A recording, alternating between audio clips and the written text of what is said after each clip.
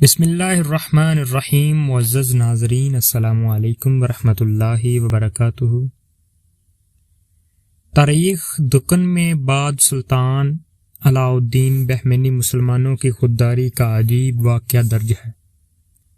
لکھا ہے بیجا نگر کے راجے سلاطین بہمینیہ کے باج گزار چلے آتے تھے، اور جب کبھی وہ سر اٹھاتے تو مسلمان ان کو وہیں کچل دیتے تھے.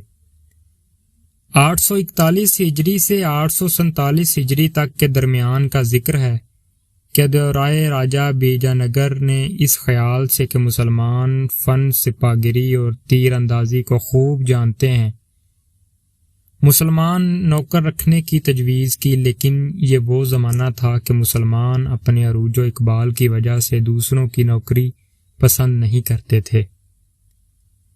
راجہ نے تالیف قلوب کے لیے یہ تجویز کی کہ بیجا نگر میں ایک عالیشان مسجد بنوائی، شاعر اسلام میں جو رکاوٹیں تھیں وہ دور کر دیں، اور مسلمانوں کو اچھی اچھی جاگیریں دیں.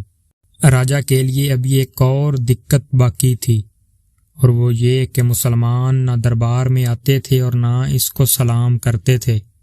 راجہ نے ان کی تجویز یہ سوچی کہ دربار میں قرآن شریف کو اپنے برابر رحل پر رکھوایا تھا، تاکہ جب مسلمان سلام کریں تو مسلمانوں کے نزدیک قرآن شریف کو اور راجہ کی عظمت کے لیے راجہ کو سلام تصور کیا جائے.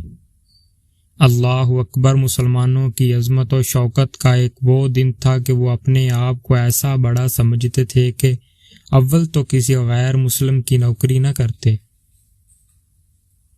اور کرتے تو اس سلام کے روادار نہ ہوتے.